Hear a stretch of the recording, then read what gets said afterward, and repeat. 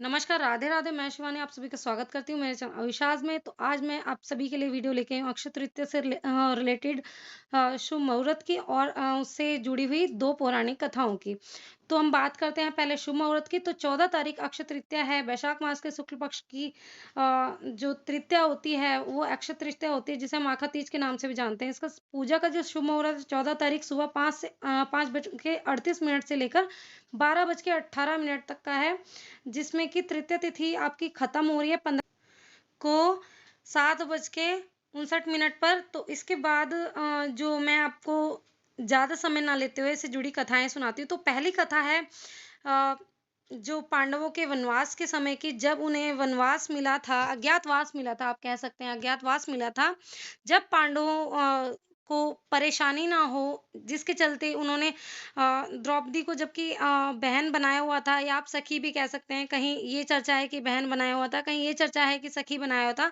लेकिन इस समय जब वह अज्ञातवास के लिए जा रहे थे, तब श्री कृष्ण ने वहां उनको एक अक्षय पात्र दिया था, जिस अक्षय पात्र से वह कितना भी कभी भी भोजन ग्रहण कर सकते हैं, जिससे कि उनको अन्न की कभी कमी ना हो, अज्ञातवास में वनवास में कभी भोजन की परेशानी ना हो।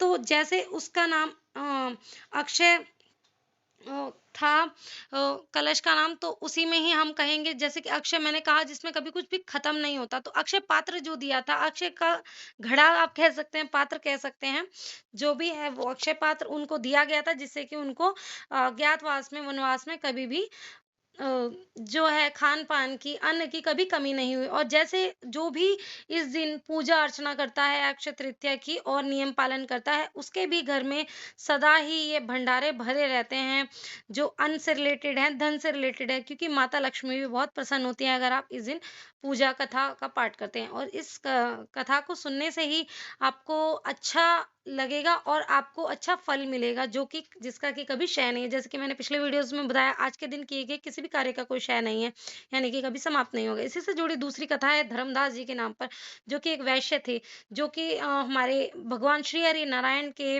बहुत बड़े भक्त रह चुके हैं। तो उन्होंने कहीं से सुना था कि इस दिन अगर अक्षय तृतीया वाले दिन दान पुण्य किया जाता है, तो उसका कई गुना फल मिलता है। तो उन्होंने भी ऐसे ही किया। जब उन्हें इस व्रत के बारे में, इस पूजा के बारे में पता लगा, तो उस दिन वो अक्षय तृतीया वाले दिन उन्होंने सुबह गंगा नदी में स्नान किया। उसके बाद उन्होंने जो भी दान किया जाता है इस दिन, सत्तू, पंखे, दही, दूध, जो भी ठंडी चीजें आप सोना और अन्न वगैरह जो भी दान किया जाता है, उन्होंने सभी कुछ दान किया। जहाँ की उनकी पत्नी वगैरह सभी परेशान हो गए थे, उनके घर वाले, कि ये सभी कुछ इतना दान में दे देंगे तो घर में खाने पीने को भी कुछ नहीं बचेगा, घर का गुजारा कैसे होगा। लेकिन उनकी इस चीज को देख करके श्री हरिनारायण बहुत ही प्रसन्न हुए, क्योंकि उन्होंने कभी भी ये जो नियम है ये तोड़ा नहीं। तो उसी एक पुण्य कर्म के चलते जब वह उन्होंने दूसरा जन्म लिया, तो वह कुशावती के राजा बने। और कुशावती के राजा बनने के बाद भी कहाँ वो वैश्य थे और कहाँ उन्हें राजा का जन्म मिला। राजा बनने के बाद भी उन्होंने अपने पुण्य कर्म, दान धर्म नहीं छोड़ा। तो जैसे कि उन्होंने हमेशा दान धर्म पुण्य कर्म किए, वैसे आप भी करते रहिए। भूल चूक जो हो जाए उससे उससे भगवान को आप भगवान से आप माफी मांग लीजिए। और इस व्रत को अगर आप करते हैं, इस कथा को अगर आप सुनते हैं, तो सुनने मात्र से ही इसका कई जो गुना फल आपको मिल जाता है। तो इसी के साथ मैं आशा करती हूँ आपको ये कथाएं पसंद आई होंगी और मैंने आपको अच्छे से सही जानकारी देने की कोशिश की होगी। तो अगर वीडियो आपके लिए कारगर है, आपके किसी काम आया है, तो वीडियो को लाइक कीजिए, शेयर कीजिए, वीडियो को कमेंट करना ना भूलें। और अगर चैनल पे नए हैं तो चैनल को सब्सक्राइब करना बिल्कुल ना भूलें। राधे राधे।